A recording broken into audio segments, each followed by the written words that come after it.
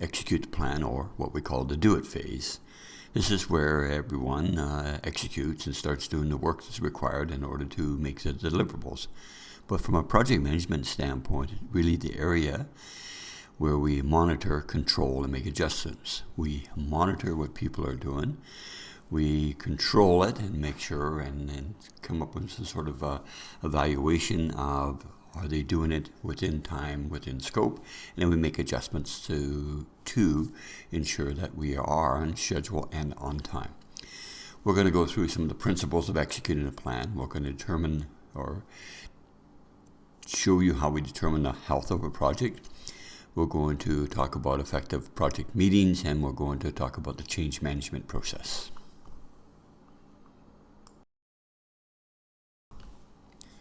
So first off, our principles of executing a plan.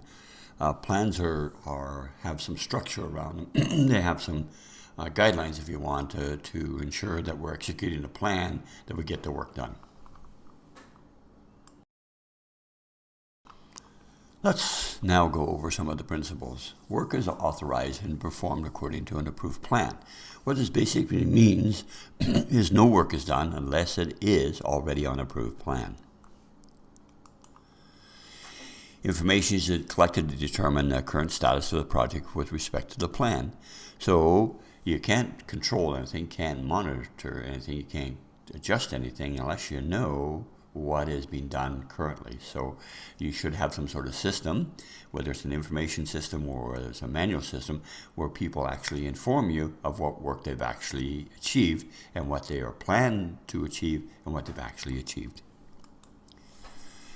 Variances between the plan and actual statuses are identified and analyzed. So basically what we're saying here is we collect the information, we know what we said we're going to do, we know what we actually did, we look at those two things, and we analyze that to see if there's any corrective action that we can actually do. Causes for variances are identified. So if there's a variance, whether it's a plus or minus, whether it's good or bad, we always identify what that variance is. And only after we've identified the variance, only and if necessary, we develop a course of action to take some corrective actions towards the variance.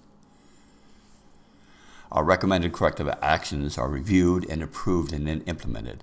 So although we may find a variance or maybe we may have a plan, it still has to go through approval process to make sure that it has a positive impact to what we're trying to do instead of a negative one.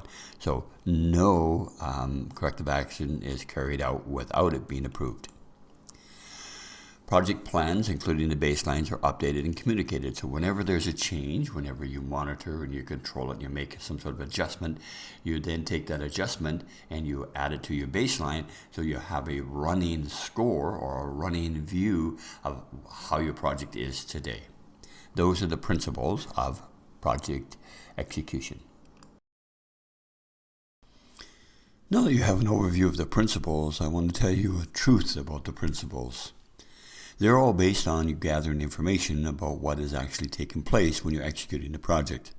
If you cannot collect the information about what is being done in this phase of the project, then you cannot monitor, control, or adjust based on what was actually completed.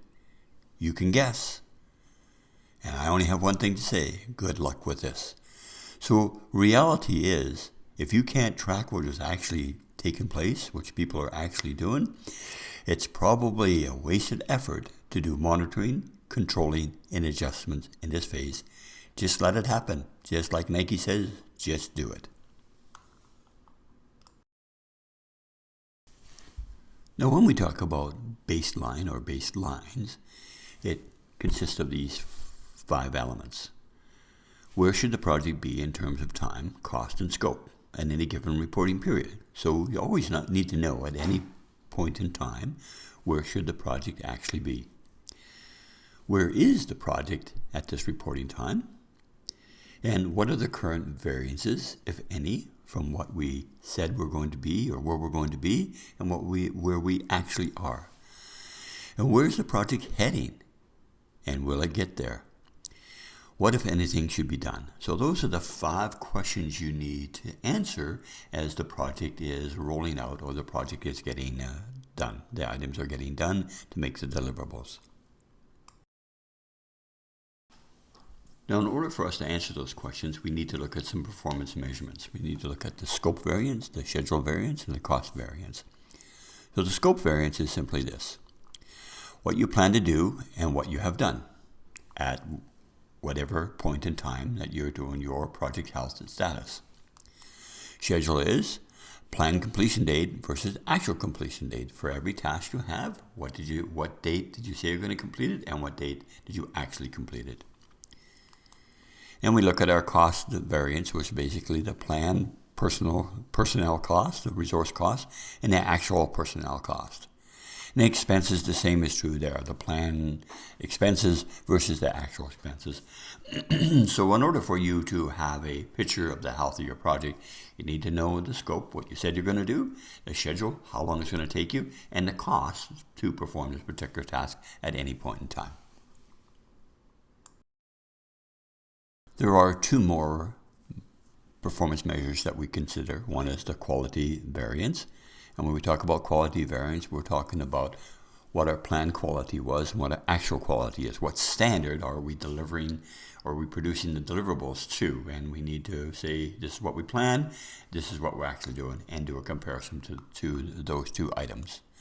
Next, we have one of my favorites, one is hours of effort. I like hours of effort compared to cost, because cost is really a multiplication of hours of effort times a certain rate. Rates can always change. So the hours of effort is something that I like to see for each task. So basically the planned hours of effort versus the actual hours of effort.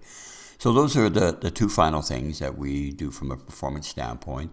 And you do that throughout at whatever period of time that you want to report the status or the health of your particular project. You just go through and answer those particular questions based on the work that's been done to date.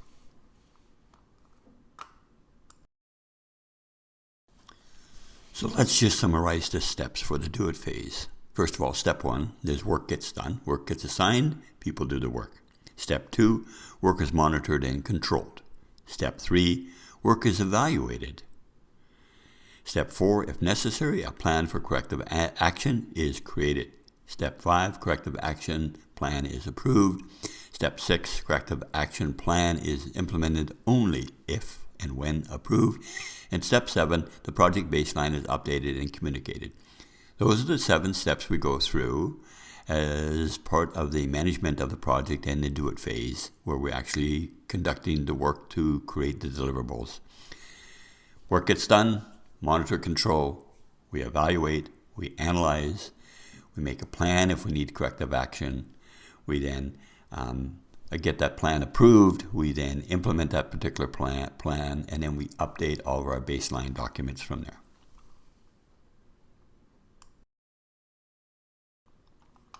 Now I'm just going to briefly mention some other processes that should take place in the do it phase of it.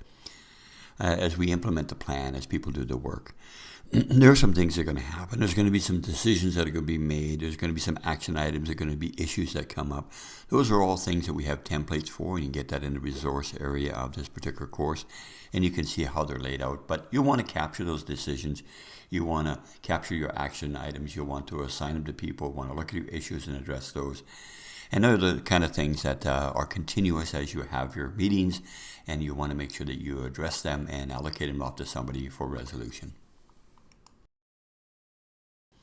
As the things are getting done in this phase of the project, the do it phase of the project, we need to determine what the project health is. What we're going to talk about in the next couple of slides is how you go about getting that information so you can inform people of what the health of your project is.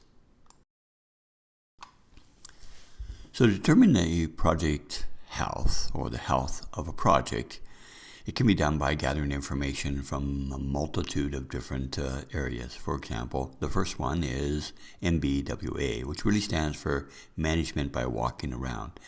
So one of the things you can actually do as a project manager, you can actually go and visit the people that are doing the work and just simply say to them, how are things going? They'll be more than happy to tell you how things are going.